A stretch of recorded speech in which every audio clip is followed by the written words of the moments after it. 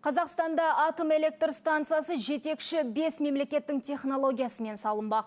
Бұл туралы арнамызға эксклюзивті сұхбат берген энергетика министрі Болат Ақшолақов мәлімдеді.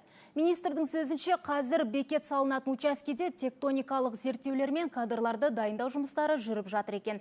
Бұдан бөлек ведомство басшысы электр бағасын өсіруге мәжбүр болып отырғандарын да жасырмады. Толығырақ тілші тарқатады. Осыдан бірер күн бұрын Алматыда электр бағасы 200-300 теңгеге дейін қымбаттауы мүмкін екен туралы ақпарат тараған. Бірақ мұны энергетика министрі Болат Ақшолақов жоққа шығарып, негізсіз деп атады. Бірақ электр энергиясының аздап өсетінін жасырмады, ал оның құны қанша болатыны әзірге белгісіз. Министрлік жуырда тоқ өндіруші компаниялар үшін шекті бағаларды белгілейтін жобаны таныстырмақ. Ол 1 шілдеде бекітіледі. Тарифтердің көтерілуіне көмірдің өзіндік құны мен оны тасымалдау бағасының өскендігі себеп болса керек. Вот с учетом этих всех факторов электр энергиясының бағасы алдағы жарты жылда немесе 1 жылда қымбаттауы мүмкін. Бағаның көтерілуіне әсер етіп отырған тағы бір фактор – ол жұмысшылардың жалақысын көбейту. Қызметкерлердің айлықтарын көтермесек, кадрдан айырыламыз. Бағалар компаниялардың табысының артуына байланысты өсіп жатқан жоқ. Биылдан бастап майнингтік фермалар 1 киловаттқа 1 теңге салық төлеуге міндеттеледі. Бірақ бұл тариф өсуі де бек мүмкін. Бір анығы майнингтік фермалар үшін электр шектеледі. Ведомство өкілі біріншіден майнингпен айналысатын тұлғалар міндетті түрде лицензия алуы керек дейді. Бұған қатысты заң жобасы мәжіліске жіберіліпті.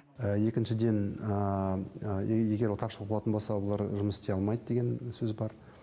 Үшіншіден, бүкіл оборудованиесін алып келген майнингпен айналысатын компаниялар бұл уақытша емес, олар өз жеке меншігіне алып, бүкіл бұған байланысты салықтарын төлеп қондыратын болса, сол кезде тек ол осындай нағыз таза майнинг деп есептеуге болады сол компанияларды. Сондай-ақ министр газ бағасы да тұрғындардың сұранысына байланысты көтеріліп отыр дейді. Елді газбен қамту жыл соңына дейін 58%-ға жетеді екен. Алматыдағы 1 және 2 жылу электр орталықтарын көгілдір отынға көшіру де сұранысты едәуір арттырмақ. Поэтому, когда мы весь газ с экспорта снимем, сондықтан егер біз газды экспорттауды толық алып тастасақ, онда бағаларға жеңілдік жасап ұстап отыра алмаймыз. Халыққа зияны тимес үшін арнайы сараланған баға белгілеуге тура келеді. Яғни тұтынушылардың жеке тобына арнайы құн енгізу қажет болады.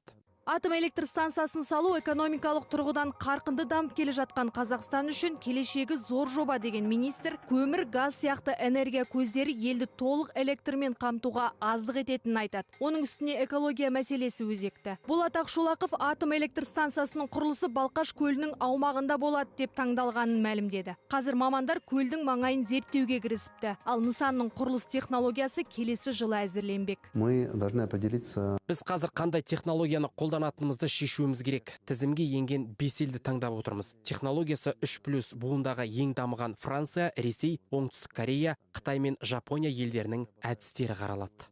Министрдің сөзінше озық технологияларды дәл осы мемлекеттер қолданады. 5 елде өзінің станцияларын салу кезінде Жапониядағы Фукусима апатының салдарын ескерген екен. Сондықтан мамандар техногендік апаттардың алдын алу үшін барлық технологияны жіті қарастырмақ. Наскен Еркін Аяулым Көлжігіт, Арсен Сандыбаев, Алматы телеарнасы.